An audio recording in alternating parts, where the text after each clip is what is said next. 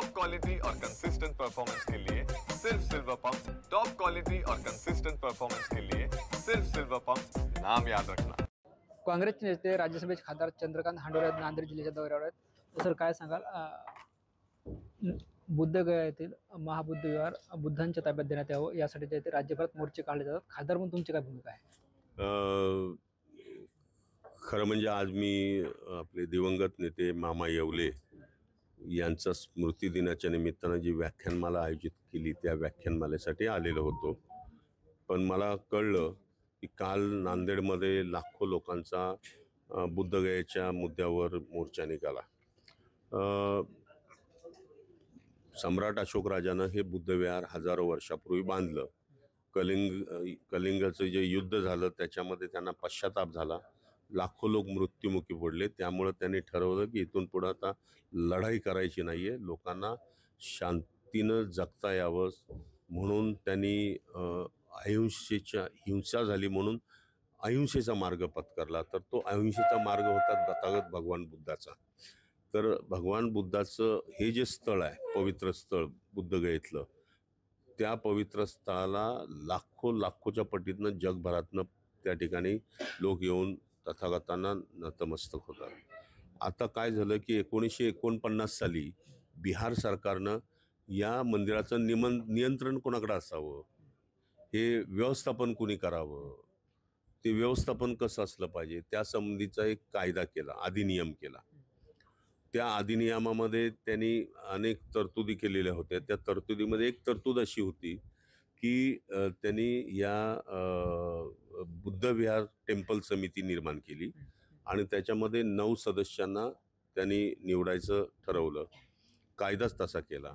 मग त्याच्यामध्ये 4 हिंदू, 4 बौद्ध आणि 1 गया जिल्ह्याचा कलेक्टर, अशा पद्धतीने ही 9 लोकांची कमिटी नेमल्यानंतर त्या ठिकाणी जे हिंदू जे सदस्य होते त्या सदस्यांनी आणि बौद्ध सदस्यांच्या मध्ये काही गोष्टीवरनं त्या ठिकाणी वादविवाद सुरू झाल्यानंतर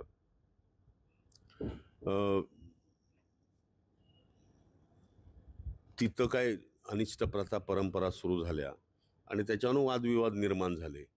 आता प्रश्न या ठिकाणी निर्माण असा होतोय की जगामध्ये वेगवेगळे धर्म आहेत, या वेगवेगळ्या धर्माचे अनेक अनुयायी आहेत।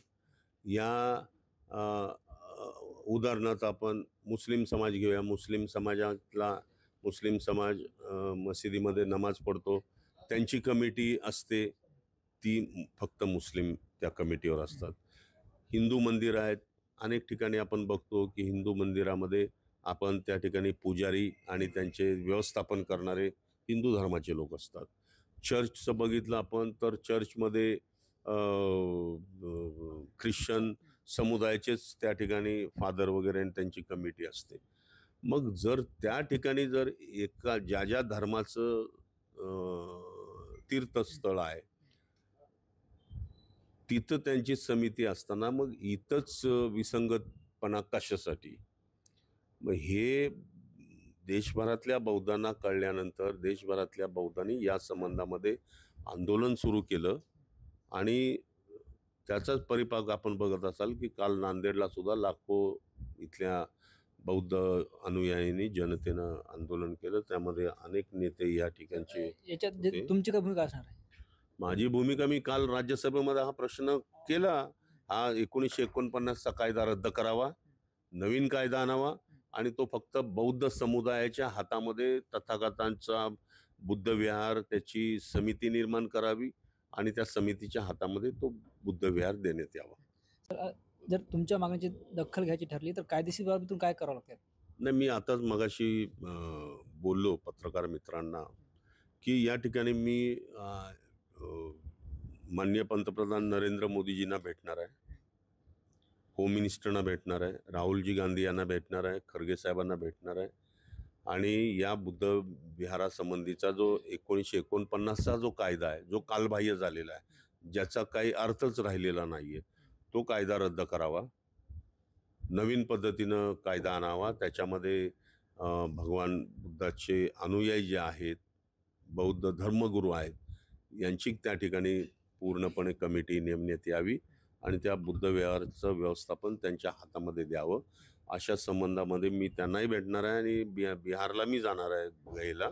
त्या ठिकाणी मुख्यमंत्री नितीश कुमार यांना सुद्धा भेटून हा कायदा रद्द करावा आणि नवीन कायदा बौद्ध समुदायासाठीच ते व्यवस्थापन असणारा कायदा त्या ठिकाणी आणावा अशी मागणी करणार आहे. साहेब, नांदेडचा प्रश्न आहे. खासदार अशोकराव चव्हाण यांची मेव्हणे आणि काँग्रेसचे माजी खासदार भास्करराव पाटील खतगावकर यांनी जे आहे ते राष्ट्रवादीत प्रवेश केला आहे. यापूर्वी मोहन हंबर्डेंनी राष्ट्रवादीत प्रवेश केला आहे. खरं तर काँग्रेसला नवे अध्यक्ष मिळाले, मात्र गळती थांबत नाही. काय, आपला देश जगातली सगळ्यात मोठी लोकशाही आहे. प्रत्येकाला स्वातंत्र्य आहे, विचाराचं स्वातंत्र्य आहे, व्यवसाय करायचं स्वातंत्र्य आहे. तसं लोकशाहीनं पक्ष बदलायचंही स्वातंत्र्य दिलेलं आहे. त्याला कोणी काय करणार? ज्यांची इच्छाच राहायची नाही आहे त्यांना वाटतं की मी या पक्षात गेलो तर माझं चांगलं होईल, माझ्या लोकांचं चांगलं होईल.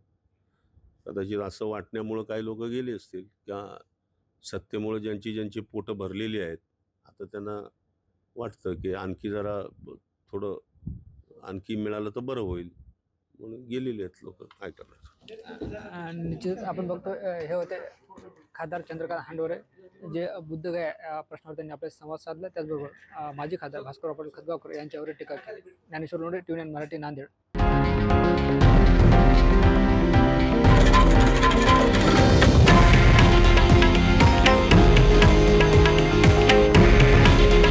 हे आहे देशातील नंबर 1 न्यूज नेटवर्क आणि आपण पाहत आहात TV9 मराठी. काळजी तुमची, हित महाराष्ट्राचं.